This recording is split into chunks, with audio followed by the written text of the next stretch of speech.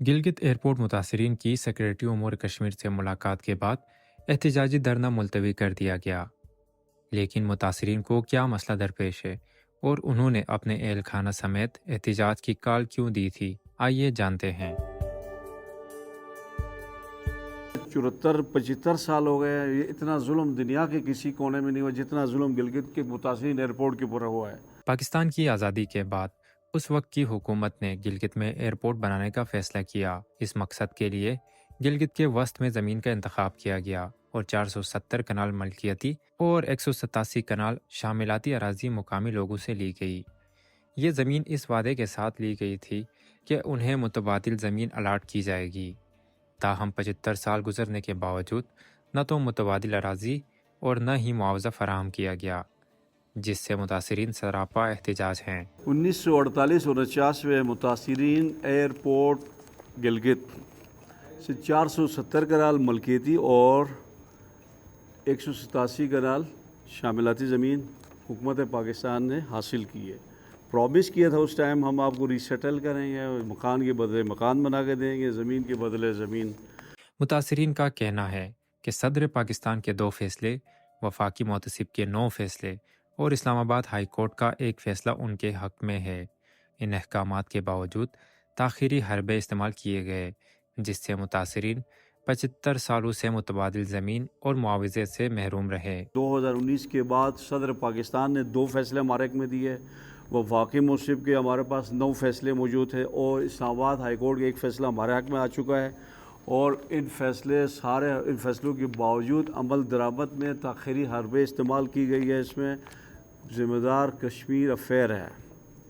तो आज तक ये केस चलता आ रहा है, अभी तक मसला हल हमारा नहीं हुआ है। ये जो एयरपोर्ट है ये गैर कानूनी है। इसका ना इनके पास कोई रिकॉर्ड है, ना इनके पास कोई इसके पेपर वर्क है जिसके ऊपर इन्होंने एयरपोर्ट खड़ा किया हुआ। ज़मीनें अभी तक अफेक्टीज़ के पास उनके नाम के ऊपर हैं और इर्द गिर्द के रहने वाले लोग सारे अफेक्टीज़ हैं। 1974 में मुतासरीन एयरपोर्ट के लिए 1144 कनाल ज़मीन बड़ी बंगला में लाट की गई है और ज़मीन कब्ज़ा नहीं दिया गया। 1987 में कशरोट से रजब मामू है, वो वफाकी मुनसिब गए, वफाकी मुनसिब से अपने हक़ में फ़ैसला लिया है। फिर 1990 में दूसरा फ़ैसला लिया गुलबास मामू। तो 2 फैसले हमने लिए 3 साल के अंदर, 87 और 90 के दरमियान।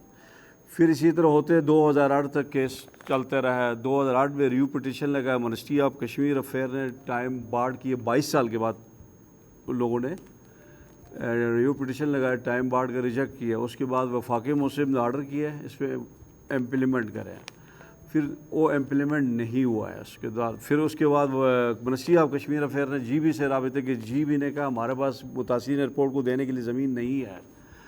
तो इसके बाद ये केस चलते चलते 2019 तक चलते रहा, लेकिन कोई रिज़ल्ट नहीं आया। गुज़िश्ता माह मुतासरीन ने अपने अहल खाना के हमरा 7 जून को धरने की कॉल दी थी।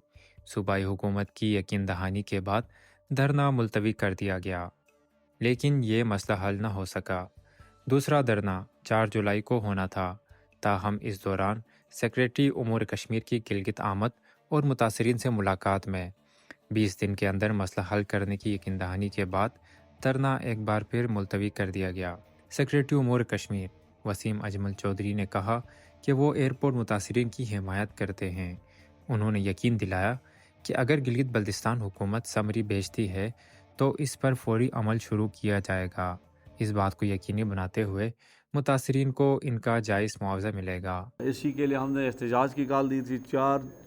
7 जून को मिनिस्ट्री ऑफ कश्मीर अफेयर और GB ने आपस में राबते किए। फिर 1 महीने का हमसे टाइम लिया गया, जिसमें वज़ीर आला साहब भी थे, चीफ सेक्रेटरी भी थे और इसमें एक कमेटी भी तश्कील दी गई। 1 महीने का टाइम दिया, 1 महीना भी पूरा हो गया, 1 महीने में भी कोई रिज़ल्ट नहीं निकला है। फिर हमने 4 जुलाई को हमने धरने का ऐलान किया था। 2 जुलाई से हमारे साथ राबते किए कि हम इस मसले को हल करेंगे।